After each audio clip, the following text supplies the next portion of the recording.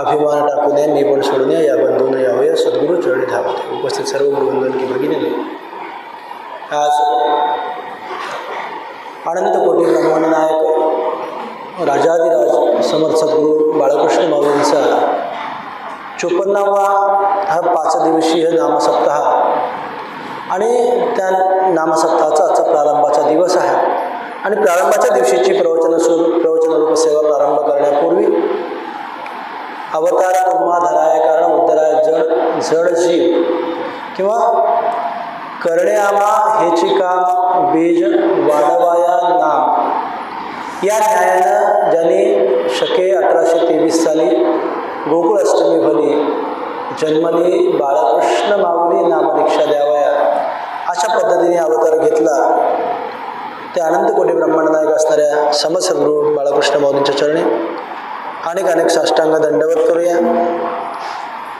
त्याचबरोबर त्यांची सेवा अखंडितपणाने ज्यांनी केली आणि सेवा करत असताना मी सेवक आहे हा भावही ज्यांना कधी स्पर्श करू शकला नाही त्या समसद्गुरू दादांच्या चरणी, त्याचबरोबर दादा महाराज असतील, गंगाधर महाराज असतील, विश्वनाथ महाराज असतील, अनेक जे माऊली भक्त होऊन गेले त्या सर्व माऊली भक्तांच्या चरणी आणि उपस्थित असलेल्या सर्व कुरबंधू भगिनींच्या चरणी साष्टांग दंडवत करून आपण आपल्या सेवेला प्रारंभ.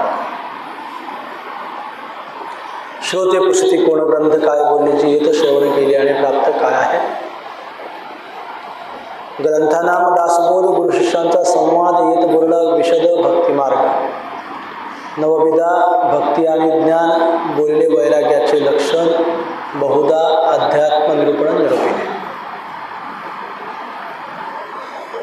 दासबोधातल्या पहिल्या दशकातला पहिला समास आहे आणि त्या समासाचं नावच ग्रंथस्तवन किंवा मंगलाचरण असं नाव. आता थोडंसं आपल्याला संशय मनामध्ये येईल की ग्रंथस्तवन का मंगलाचरण. कारण तो ग्रंथच मंगलतेचं काय परिपूर्ण स्वरूप आहे. कारण जगामध्ये मंगल काय सकळ मंगलनिधी श्री विठ्ठलाचे नाम आधी. सगळ्यात मंगल काय आहे तर त्या भगवंताचं नाम आहे, भगवंताची स्तुती आहे की मुळात त्या भगवत स्वरूपाशी एकरूप होण्याचा जो मार्ग आहे तोच या ग्रंथाचा काय मुख्य विषय आहे. ग्रंथाचं काय आहे प्रयोजन आहे, ग्रंथाचं काय आहे हेतू आहे. म्हणून या ग्रंथस्थानालाच मंगलाचरण असं म्हटलं जातं. आपण नेहमी बोलून जातो की अनेक ग्रंथांचा जो प्रारंभ आहे तो गणेश स्तवनाने सरस्वती स्तवनाने होतो. इथं हा दशक स्तवनाचा दशक आहे पण सुरुवातीला त्यांनी ग्रंथाचं स्तवन केलेलं आहे. सुरुवातीला काय केलेलं आहे ग्रंथाचं स्तवन केलेलं आहे. या ग्रंथामध्ये काय प्रतिपादन केलेलं आहे त्याच्या श्रवणाने आम्हाला काय प्राप्त होणार आहे किंवा त्याच्या श्रवणाने मननाने आमच्यामध्ये काय बदल होणार आहे याचं सारांश रूपाने कथन वक्त्या निंद श्री समर्थांनी या समासामध्ये केलेला आहे. हा ग्रंथ कोणाचा आहे समर्थ रामदास स्वामींचा. कोणाचा आहे समर्थांचा ग्रंथ आहे म्हणूनच ग्रंथ सुद्धा कसा समर्थ आहे. आपण म्हणताना काय म्हणतो ग्रंथराज दासबोध. आपण आरती म्हणताना म्हणतो ना जय जय दासबोधा ग्रंथ राजा प्रसिद्ध.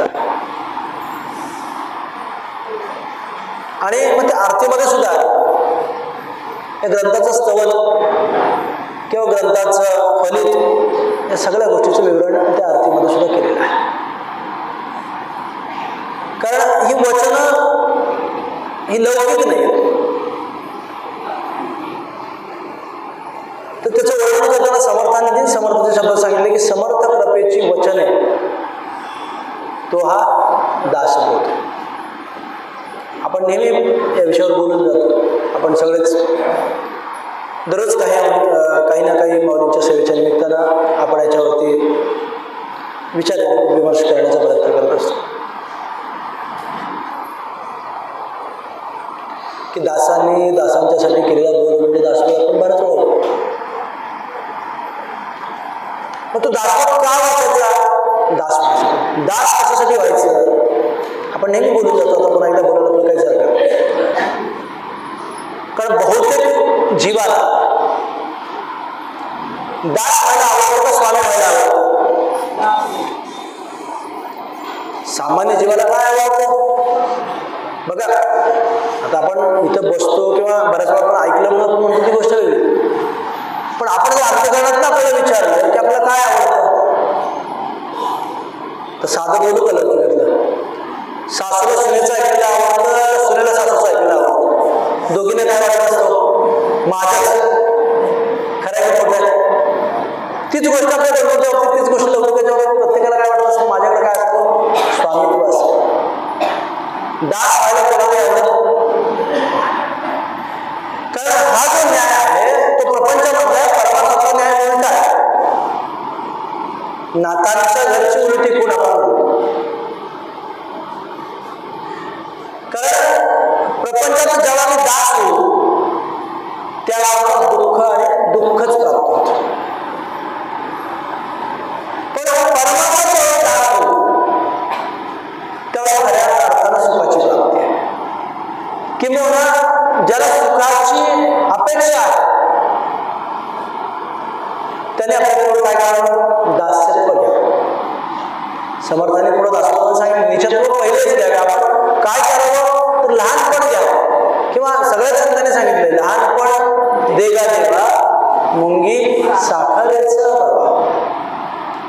जेवढं भगवंताच्या समोर आम्ही आमचं दीनत्व प्रकट करू त्याच्यामुळे काय होईल? अहंकार येणार आणि अहंकारच आमच्या स्वस्वरूपाच्या प्राप्तीच्या मार्गाचा सगळ्यात मोठा काय अडचण आहे.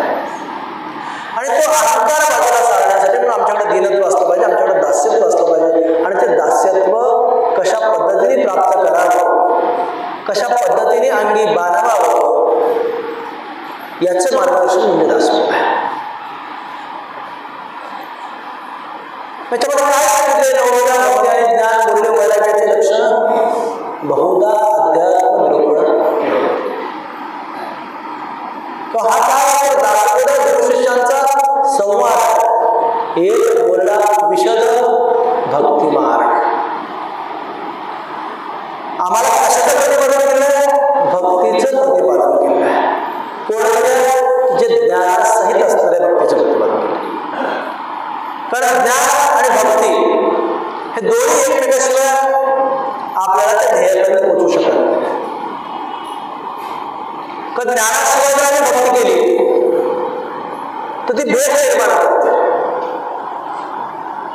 ज्ञानाशिवाय भक्ती ही भेदाला कारण आमचा भेद मावळला जात नाही जोपर्यंत ज्ञान भक्त तुला. आणि आमच्या नुसतं ज्ञान पण भक्ती नाही तर ते ज्ञान आम्हाला आमचा अभिमान प्रकट केल्याशिवाय अभिमानाला कारण झाल्याशिवाय आहे. म्हणून ज्ञानयुक्त भक्ती ही भक्ती हा भक्तीचा मार्ग समर्थाने दासबोधामध्ये प्रतिपादन केला. आणि हे जे सगळं हे जो सगळं श्रवण करतो या नाव श्लोक आहे. म्हणून समर्थाने ग्रंथाच्या पहिल्या दशकाच्या पहिल्या समासाच्या पहिल्या ओळीतला पहिला शब्द सांगितलाय तो श्रोता. श्रोते पुसती कोण ग्रंथ काय बोलले जी येत. जो श्रोता मुमुक्षु आहे तो विचारतो की हा ग्रंथ कोणता आहे. किंवा आमच्या या ज्या चिजर ग्रंथी आपण म्हणतो किंवा आपला जो देहभाव आहे तो देहभाव जाण्यासाठी किंवा आपल्या स्वस्वरूपाची ओळख करून घेण्यासाठीचा प्रश्न कोण विचारतो? तर श्रोता विचारतो. श्रोते पुसती कोण ग्रंथ काय बोलले जी येत श्रवण केल्याने प्राप्त.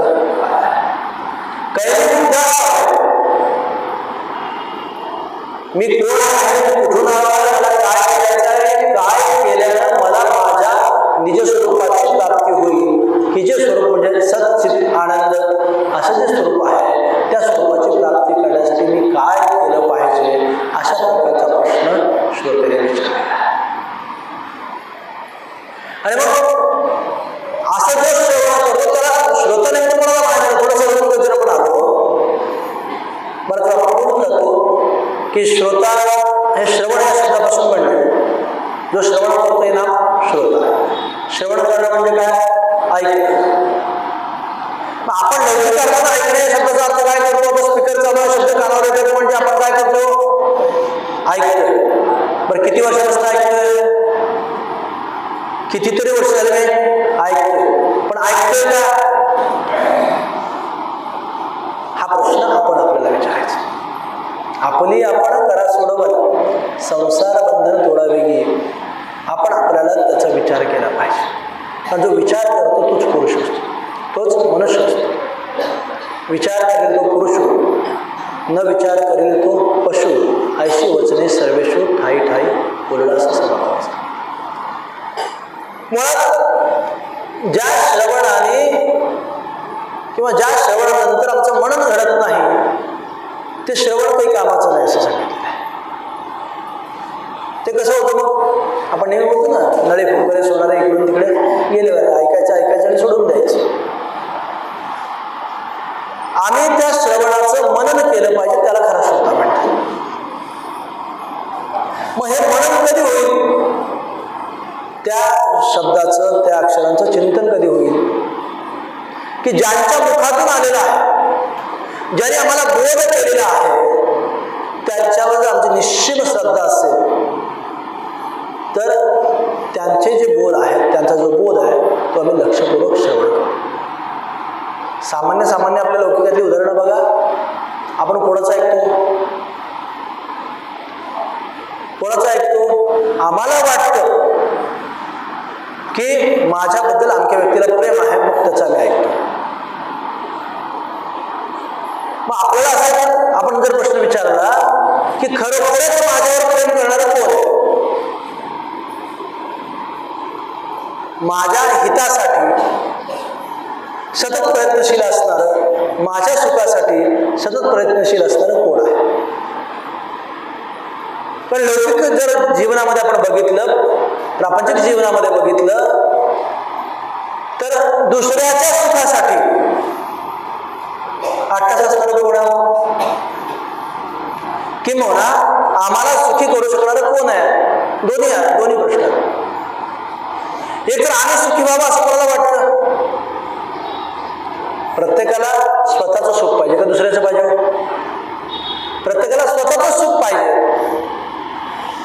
इतरांच्या सुखाचा विचार करणारे फक्त आणि फक्त संत आणि सद्गुरू असतात. बाकी कोणीही आमच्या सुखाचा विचार करत नाही.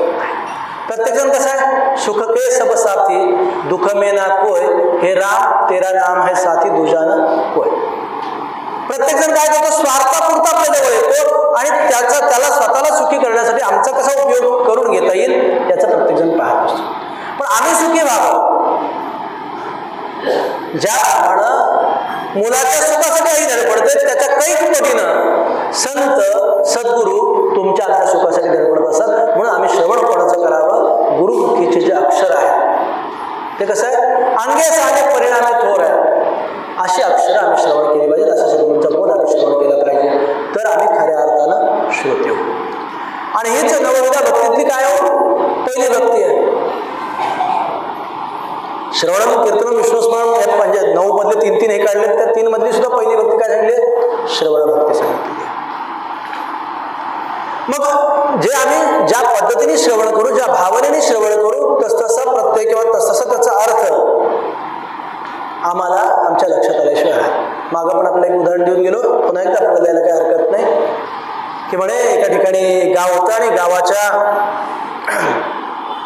बाजूला एक दुसरं मोठं गाव होतं. त्या गावात बाजार भरलेला होता आणि या छोट्या गावातले काही लोक बाजारसाठी चालले होते. आणि जाताना रस्त्यामध्ये काय होतं? जंगल होतं, झाडी होती. मग काही लोक बाजारसाठी, प्रत्येक जण सकाळी उठले की आपापली कामाला आटपून बाजारसाठी निघाले होते. एक भगवत भक्त होता, त्यांनी रात्रभर पोथी ऐकली, कीर्तन ऐकलं, प्रवचन ऐकलं, सकाळी उठला. सकाळी काही आपला जो नित्यनेम होता, आपली काकड आरती असेल, पूजा असेल, हे केलं आणि तो नामचिंतनात होता. आणि काही निमित्तानं म्हणून त्याला बाजारला जावं लागलं. तो रस्त्याने चालला होता. तो रस्त्याने चालला होता आणि तेवढ्यात त्याला एका पोपटाचा आवाज यायला लागला. ते सतत चिंतन त्याचं होतं. म्हणून त्याला त्या पोपटाच्या आवाजातून असं वाटलं की पोपट काय सुंदर गातोय, पोपट काय म्हणतोय? राम लक्ष्मण दशरथ, राम लक्ष्मण दशरथ. असं पोपट बोलतोय असा त्या पोपटाच्या आवाजातनं त्याने मतितार्थ किंवा ध्वनितार्थ काढला. आणि मग तो तिथेच उभा राहिला. किती छान आवाज आहे की राम लक्ष्मण दशरथ म्हणतो, राम लक्ष्मण दशरथ. तेवढ्यात एक व्यापाराला जाणारा तो बराच वेळ तिथे थांबल्यामुळं व्यापाराला गेलेला माणूस काही व्यापार करून काही खरेदी करून त्याच रस्त्याने माघारी येत होता. त्याने म्हणलं का थांबलाय? त्यामुळे बघा ना, पोपट सुद्धा किती छान आवाजात भगवंताचं स्मरण करतो, म्हणजे राम लक्ष्मण दशरथ. असं का म्हणलं? तो थोडं थांबला आणि त्याने लक्षपूर्वक ऐकलं. त्यांनी सांगितलं नाही हो तेव्हा म्हणले तुमचं काहीतरी चुकतंय ऐकण्यामध्ये. तो काय म्हणतोय? लसूण मिरची अद्रक म्हणतो. म्हणजे काय म्हणतोय? लसूण मिरची अद्रक. कारण दिवसभर त्याने तेच केलं होतं. त्याला काय वाटलं? काय म्हणतो तो? लसूण मिरची अद्रक म्हणतो. हे दोघांचं शेवट नाही. ते म्हणायचे नाही हो तुम्ही नीट ऐका, भगवत स्मरण करतो. हे म्हणा नाही बाजारातल्या गोष्टीची नावं घेतो. दोघांचा थोडासा वाद चालला. तेवढं ते पहिलवान तिथे आला. तो कुठनं तरी आपलं मैदान जिंकून आला होता. ते म्हणलं काय चाललंय? नाही म्हणलं हे असं म्हणतात, मी असं म्हणतो. थांबा म्हणले मी ऐकून सांगतो. काय म्हणले? मी ऐकून सांगतो. त्यांनी लक्ष देऊन ऐकलं. ते म्हणलं असं काहीच म्हणत नव्हते. ते काय म्हणते म्हणले? दंड बैठका कसरत म्हणतो. दंड बैठका कसरत म्हणतो. छान आहेत. तिघांचा पुन्हा गोंगाट वाढला. तेवढ्यात एक मुस्लिम व्यक्ती बाजारात येत होते. ते म्हणले काय चाललंय गोंधळ? सगळ्यांनी सांगितलं की माझं असं मत आहे, माझं असं मत आहे, माझं असं मत आहे. ते म्हणलं थांबा मी थोडंसं ऐकतो. त्याने ऐकलं. थोडं नाही होत तुमच्या तिघांचं चुकीचं आहे म्हणलं. ते काय म्हणतंय? सब अल्लाह की कुदरत म्हणतं म्हणलं. म्हणजे एकच वाक्य प्रत्येकाला वेगवेगळं धावलं का? तर ज्याचं त्याचं काय होतं? चिंतन त्या प्रकारे होतं. म्हणून ज्याचं अंतकरण शुद्ध असेल त्यालाच या बोधाची जाणीव होते, या बोधाची प्रचिती मिळते. कारण आपण बराच वेळा म्हणतो बघा, जर आपलं साधं दूध साठवायचं असेल तर भांडं कसं असावं लागतं? स्वच्छ असावं लागतं नाही का? कीर्तनकार वगैरे सांगतो बघा. आपल्या इथे पण मागं काही कीर्तनकार एक कथा सांगितलेली आहे की म्हणजे एक नवीन जोडपं शहरात राहायला गेलं. नवीनच लग्न झालेलं, नवीन नोकरी लागलेल्या दोघांनाही. आणि नवीन ठिकाणी गेल्यावर त्यांनी दुधाचा एक रतीब लावला. रतीब म्हणजे दुधाचा बर्व आपण दररोज दूध घेणं. आणि तो दूधवाला यायचा, दूध देऊन जायचा. पहिला दिवस गेला आणि पहिला दिवस कसा तरी व्यवस्थित गेला. आणि दुसऱ्या दिवशी काय झालं? त्याने जे घेतलेलं दूध होतं ते फुटलं, खराब झालं. त्याने ते दूधवाल्याला विचारलं म्हणजे कसं दूध दिलं तुम्ही? दूध नासलं की म्हणले कसं काय? तर दूधवाला म्हणला मी एवढी वर्ष धंदा करतोय म्हणलं, कोणाचंच त्या दिवशी तुम्हाला दिवशी दिलं अनेकाला दिलं, कोणाचं नासलं, तुमचं कसं काय नासलं? काहीतरी झालं असेल बघा म्हणले. तोही दिवस गेला. पुन्हा त्याच्या पुढच्या दिवशी पण तीच परिस्थिती, पुन्हा दूध नासलं. ते भांडायला लागले म्हणले कसं दूध देत आहे? हे दूध नासतंय, काही शिळं असेल किंवा काय असेल, नेमकं काय बघत? तर ते दूधवाल्याने नाही असं काही नाही म्हणजे काम करा, तुम्ही ज्या भांड्यात दूध साठवलं होतं ना ते भांडं जरा घेऊन द्या. ते भांडं जेव्हा त्यांनी बारकाईने बघितलं तेव्हा काय होतं? ते भांडं व्यवस्थित स्वच्छ केलेलं नव्हतं. जे नासलेलं दूध होतं त्या नासलेल्या दुधाचा काही अंश त्या भांड्याला चिटकून राहिला होता. त्या भांड्यात कोणाचं दूध टाकलं तर काय होईल? नासल्याशिवाय राहणार. दोष दुधाचा आहे का भांड्याचा आहे? म्हणजे दूध साठवायला एवढं भांडं स्वच्छ लागत असेल तर अंतरी येऊन राहील गोपाळ असं आम्हाला पाहिजे असेल तर हे भांडं किती स्वच्छ असलं पाहिजे. म्हणून ज्यावेळेला आमचं अंतकरण स्वच्छ असतं किंवा तसा आमचा प्रयत्न असतो आणि त्याच वेळेला केलेलं श्रवण हे अधिक परिणामकारक होतं. नाहीतर जर आमचं अंतकरण दूषित असेल तर त्या शब्दाचा त्या बोधाचा योग्य तो अर्थ आम्हाला त्याची जाणीव होत नाही किंवा आम्हाला तो अर्थ काय होत नाही अवगत होत नाही. याच्यामुळे जर आमचं अंतकरण शुद्ध असेल तर साध्या शब्दात सुद्धा कितीतरी गहन अर्थ आपल्याला प्राप्त होतो. नाही की मागं पण मी आपल्याला एक उदाहरण देऊन दिलं होतं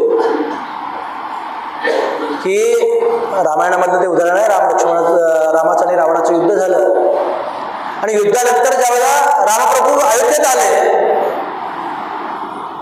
त्यावेळेला विचारलं कि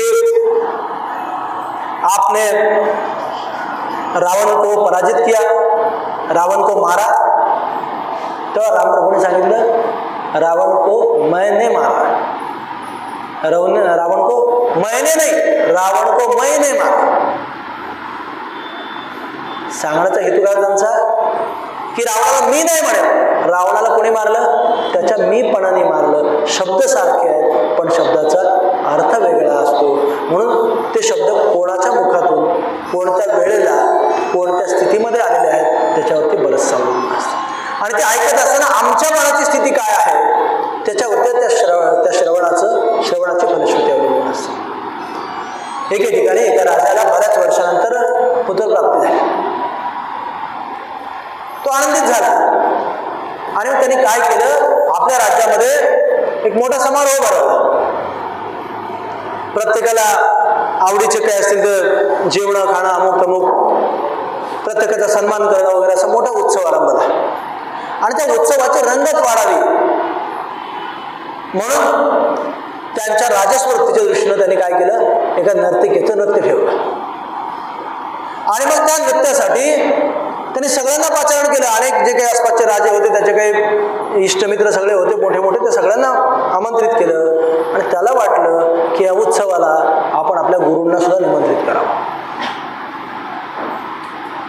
आणि मग त्याप्रमाणे गुरूंना निमंत्रित केलं, गुरुही आपल्या शिष्यांनी निमंत्रित केलं म्हणून तिथं आले। आता वास्तविक पाहता नृत्यासारख्या कार्यक्रमाला गुरुला आमंत्रित करावं का, गुरुने उपस्थित राहावं का, पण हा कथा भागाकडे मी काही करू शकत नाही, जे आहे ते आहे। त्याप्रमाणे ते गुरु तिथे उपस्थित झाले। रात्रभर नृत्याचा कार्यक्रम चालला, अगदी पहाटेची वेळ आली आणि पहाटे पहाटे तो जो काही नृत्याचा कार्यक्रम चालू होता त्या कार्यक्रमातला जो तबलजी होता, तबला वाजवणारा जो काही कलाकार होता, त्याला झोप यायला लागली। बरेच दिवस सलग कार्यक्रम झाले असेल, काही असेल, त्याच्यामुळं पहाटे पहाटे अगदी त्याला काय यायला लागलं, झोप यायला लागली। हे त्या नर्तिकेने बघितलं, नृत्य करणाऱ्या त्या गणिकेने बघितलं, गायिकेने बघितलं आणि तो जर झोपी गेला आणि जर मध्येच रंगाचा बेरंग झाला तर राजा म्हणजे काय, राजाच असतो। भडकला तर आपलं काय इनाम द्यायच्याऐवजी आपलं शिर सुद्धा कलम करू शकतो, आपल्याला देहदंड सुद्धा देऊ शकतो। या भीतीनं तिने काय केलं, आपल्या चालू गीतामध्ये, चालू गायनामध्ये एक दोहा सांगितला, घणी गई थोडी रही। काय सांगितलं, घणी गई थोडी रही याने पल पल जाए, एक पलक के कारण यूं ना कलंक लगाए, एक पलक के कारण यूं ना कलंक लगाए। याचा मराठी अर्थ काय होतो की आता खूप झालंय, थोडं उरलंय आणि अगदी थोड्या थोड्या हे सगळं संपून जाईल, पण थोड्या वेळासाठी तुझ्या एका डुलकीसाठी म्हणून या सगळ्याला कलंक लागेल, तर तू जागा हो।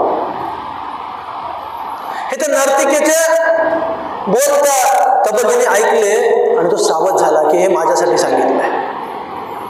तो सावध झाला आणि पुन्हा तो वाजवायला लागला। अगदी थोड्या वेळामध्ये त्या गायनाचं काय झालं, समारोप झाला। समारोप झाल्या झाल्या ते बैठकीत जे उपस्थित होते, राजा होता, राजाचा मुलगा होता, राजाची मुलगी होती आणि गुरु महाराज सुद्धा होते, ते सगळे उठले आणि त्यांनी त्या नर्तिकेला नमस्कार केला।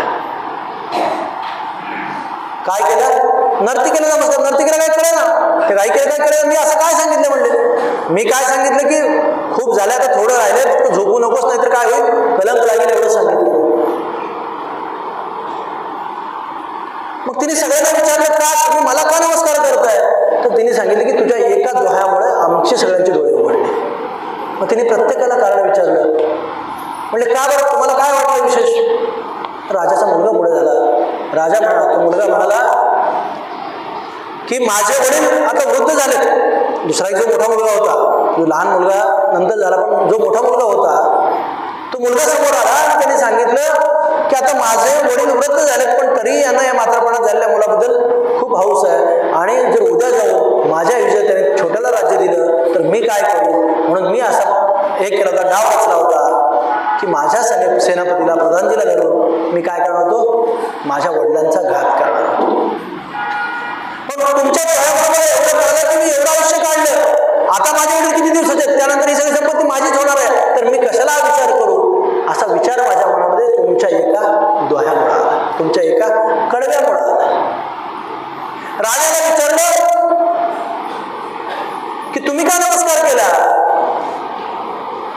त्यांनी सांगितलं की मी एवढं वर्ष निष्कलंकपणाने राज्यकारभार केला, पण आता जर माझ्या वयामानामुळं किंवा माझ्या अतिमोहामुळं आणखी काही घडलं तर ते मला त्रासदायक झालं असतं. मग एवढं जे झालं सुखरूप झालं म्हणून आता आपण जागा होऊन आताच याच्यातून विरक्ती व्हावी आणि आम्ही संन्यास ग्रहण करावा असा बोध मला तुमच्याकडे राजाची मुलगी समोर आली, तिने हात जोडला, त्यांनी सांगितलं की माझं वय होऊन गेलं होतं पण माझ्या वडिलांना माझ्या लग्नाची काळजी नव्हती आणि मी आजच असं ठरवलं होतं की जर वडिलांनी नाही लग्न केलं तर मी माझ्या मर्जीने लग्न करून सैन्यातल्या एका मुलाशी लग्न करून मी जाणार होते. पण तुमच्या या दोह्यामुळे तुमच्या या कडव्यामुळे असं मला विचार आला की मी एवढे वर्ष सांभाळलंय स्वतःला, तर माझा संयम थोडा जर सांभाळला तर आज ना उद्या माझं लग्न होईल आणि मी सुखी होईल, म्हणून मी माझा संयम काबूत ठेवू शकतो. आणि शेवटी महाराजांनी सांगितलं की माझं वय आज वृद्धापकाकडे झुकलंय, मी पूर्ण आयुष्यामध्ये वैराग्याने वागलोय, विरक्तीने वागलोय आणि शेवटच्या क्षणी मला या नर्तनाचा, या कार्यक्रमाचा, या उत्सवाचा किंवा आणखी काही लौकिकाचा जर मोह होत असेल तर मी जागा व्हायला पाहिजे असा उपदेश मला तुमच्या या दोह्यात कडव्यात मिळाला.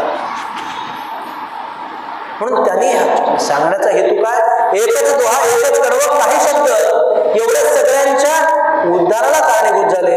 कधी झाले, ज्यावेळेला अंतःकरणाची निर्मलता होती त्यावेळेला. म्हणून श्रवणामध्ये तुमच्या आमच्या अंतःकरणाच्या निर्मलतेची अत्यंतिक गरज आहे. तशी निर्मलता तुमच्या आमच्या अंतःकरणामध्ये व्हायला पाहिजे. आपण बारामामध्ये नेहमी म्हणतो जैसे गंगा वाहे तैसे त्याचे मन, भगवंत जा त्याच्याजवळ. म्हणून नित्य श्रवण जर आपल्याकडं घडत गेलं, नित्य पठण, नित्य नामस्मरण जर करत गेलं, आपल्याकडनं घडत गेलं तर निश्चितपणानं आमचं अंतःकरण हे शुद्ध झाल्याशिवाय राहणार नाही. आणि आमचं अंतःकरण जेव्हा शुद्ध होईल त्यावेळेला आपण कोण आहोत, आपण नाशणारं, नाश पावणारं, जळणारं किंवा आणखी विनाश होणारं असा जो देह आहे तो देह म्हणजे मी नाही, तर मी म्हणजे सच्चिदानंद स्वरूप आहे याची जाणीव करून घेण्यासाठी तुमचं आमचं अंतःकरण शुद्धता जी आहे ती अंतःकरण शुद्धता श्रवणामुळे प्राप्त होते. म्हणून आपण आता आजपासून 4 दिवस तर निदान आपल्याकडे आपण किती घरी करतो, करायला पाहिजे 8 तासांनी यात वाद नाही. परमार्थ सप्ताहपुरता नक्कीच नसावा, सप्ताहपुरता परमार्थ नाही, आमचा प्रपंचच परमार्थ व्हायला पाहिजे. कारण आमच्याकडे कशाला महत्व, नित्यनेमाला महत्व आहे. नित्यनेमे अशी पटता प्रतापे जळतील पापे जन्मांतरीची. पुढं काय होईल, तया मागे पुढे लक्ष्मी नारायण मांडल्या निर्माण उडी घाली बुद्धीचा पालक नासेल कुमती होईल सद्भक्ती येणे. सद्भक्ती झाली सहसाक्षात्कार होईल बुद्धा. म्हणून नित्यनेमाला अत्यंतिक महत्व आहे. सगळ्याच संतांनी नित्यनेमाला महत्व दिलं आहे. म्हणून आपण सप्त्यापुरतं न करता दररोज तर करावंच करावं, पण सप्त्याच्या काळात तरी आमची अवस्था कशी पाहिजे, एक एक क्षण बाबा. आता आज पहाटे काकडा दिवस आपला उत्सव प्रारंभ झाला तर किती तास गेले, हे एवढे तास गेले, आता हे माझ्या हातात राहिले नाही, उरले नाही, हे भार सतत सतत सतत आम्हाला असलं पाहिजे. घटका गेली पळे गेली तास वाजे झनाना आयुष्याचा नाश होतो राम कार्य घडा. आम्हाला सतत खंत होती, एवढं माझ्या हातातून सुटलं, आता एवढं गेलं, आजचा अर्धा दिवस गेला बघा, आता इथून पुढचं मी क्षण ना क्षण त्या माऊलीच्या स्मरणामध्ये कसं राहील. मी आगे आपल्याला दाखवला 1 दशक तरी, अर्धा दशक तरी, काही समाज तरी वाचण्याचा प्रयत्न करेल. विण्याची सेवा 24 तासापैकी काही तास तरी मी घेईन की जेणेकरून मला अखंड नामस्मरण होईल. जे माझे गुरुवर्ग आहेत की जे माऊली स्वरूप आहे, हो नक्कीच, तर त्याची कोणत्या भले काही ठिकाणी तर आपण बघतो गुरुद्वारामध्ये वगैरे येणाऱ्या भक्तांची पादत्राणं साफ करण्यासाठी नंबर लागलेले असतात. एवढा सेवेचं काय अगाध महिमा. कारण एखाद्या वेळेला भगवंताची सेवा घडली आमच्याकडनं तर तितका भगवंताला आनंद होत नाही, पण भगवंताच्या भक्ताची जर सेवा घडली तर भगवंताला निश्चित आनंद होतो. पण तो सेवाभाव आमच्याकडे असला पाहिजे. कुठल्या ना कुठल्या स्वरूपाने आम्ही आमच्या गुरुबंधूंची भगिनीची सेवा आमच्या हातनं कशी होईल याचा विचार आपण केला पाहिजे. तशी बुद्धी तुम्हाला मला सगळ्यांना माऊलीने द्यावी. पण हे त्याच्याच आपण सेवा मागत राहू, त्याचं प्रेम मागत राहू, नित्यस्मरण मागत राहू, तर त्यावेळेला आमचा अहंकार चूर चूर झाल्याशिवाय राहणार नाही, आमचा अहंकार वागल्याशिवाय राहणार नाही. आणि मग दंभ केला, तुका म्हणे देव झाला, अशी तुमची आमची अवस्था झाल्याशिवाय राहणार नाही. म्हणून अहंकाराचा वारा न लागो राजसा माझिया विष्णुदासा भाविकासी, असं संतांनी तुमच्या आमच्यासाठी मागणं मागितलेलं आहे. म्हणून आपण सुद्धा दररोज भगवंताला मागितलं पाहिजे की नाही, कोणताही अहंकार माझ्याकडे येऊ देऊ नकोस, असं दररोज आपण मागणं मागूया. आणि या सप्ताहाच्या काळामध्ये अधिक आता बऱ्याच वेळा आपण घर सोडून निघालो, काही गाव सोडून आलो, इथं येऊन जर आपण तुमचं कसं आहे, तुमची सुनबाई कशी आहे, तुमचा मुलगा कसा आहे, तुमच्या ऑफिसचं कसं आहे, ह्याचं किती आहे, मग तुमचा फंड किती शिल्लक आहे, तुम्हाला पेन्शन किती येते, तुम्ही घर कधी बांधणार आहे, त्या घराचं भाडं किती येतं आहे, डिपॉझिट, या सगळ्या गोष्टी जर आम्ही वेळ आमचा घालवत बसलो तर मग येण्याचा अर्थ काय होतो? आपण कशासाठी आलो याचा विचार केला, इथंच नाही जन्माला कशासाठी आलो, या गोष्टीचं चिंतन तुमच्या माझ्या सगळ्यांच्याकडनं माऊलीने करून घ्या. एवढंच माऊलीच्या चरणी मागणं मागतो. पण आपल्याला प्रत्येक गोष्टीमध्ये सुखात असो दुःखात असो आपण काय करतो? आरती घेतो. कुठे राहिले आपण आरती काय ह्याची दान देवा तुझा विसरणं, आपण अखंड त्यांची आठवण मागतो. ती आठवण तुम्हाला मला नित्य माऊलीने ठेवावी, एवढंच माऊलीच्या चरणी मागणं मागतो. माऊलींच्या बाबतीत तर वर्णन करणं शक्यच नाही. या 4 दिवसामध्ये माऊलींच्या अनंत लीला आपल्या अनेक गुरुबंधूंच्याकडनं ऐकायला मिळतात. त्याचंही आपण जितकं शक्य होईल तेवढं आठवणी घेण्याचा प्रयत्न करूया. त्याच्यातून काय होईल? आम्हाला प्रेरणा मिळेल. माझ्या सद्गुरूचा अगाध महिमा, तो महिमा कसा आहे, किती आहे, त्याचं हळूहळू आम्हाला काय त्याचा बोध होत जाईल, आमची श्रद्धा दृढ होत जाईल. तशा पद्धतीचे प्रयत्न तुमच्या माझ्या सगळ्यांच्याकडे माऊलीने करून घ्यावेत, एवढंच माझ्या चरणी मागणं मागतो. इथं बसून बोलतो म्हणजे खूप मोठा साधक आहे, सगळ्या गोष्टी कुठल्याही नाही, ते आपल्या सगळ्यांना माहीत आहे. आपल्या सगळ्यांचंच ऐकतो आणि ते पुन्हा आपल्या सगळ्यांच्या समोर ठेवण्याचा प्रयत्न करतो. त्यात माझ्या मतीनं काही दोष निर्माण होत असतील तर मोठ्या मनाने माफ करावं, अशी आपल्या सगळ्यांच्या चरणी विनंती करतो. आणि आपण सगळेच माऊलींची लेकरं आहोत, आपल्याला आपली किंमत कळली पाहिजे. बऱ्याच वेळा काय आपण छोट्या गोष्टीने उद्विग्न होतो, दुःखी होतो, तर आपण संतांचा बोध आठवला पाहिजे. वाहिल्यामुळे दुःखाची केवळ भोगण्याचे फळ संचिताचे उद्वेग करण्यासारखं माऊली आपल्याला काहीच ठेवलेलं नाही आहे.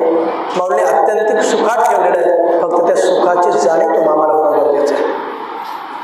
सुखी राहता सर्वही सुख आहे, अहंता तुझी तूच शोधून पाया. अशा पद्धतीने आमच्या अहंता जशी कमी होईल तसं अखंड सुखाची अनुभूती तुम्हाला आल्याशिवाय राहणार नाही. तशी अनुभूती तुम्हाला मला सगळ्यांना माऊली द्यावी, एवढंच माऊली चरणी मागणं मागतो. आणि झालेली सेवा आहे ती माऊली चरणी अर्पण करतो. राजा श्री सद्गुरू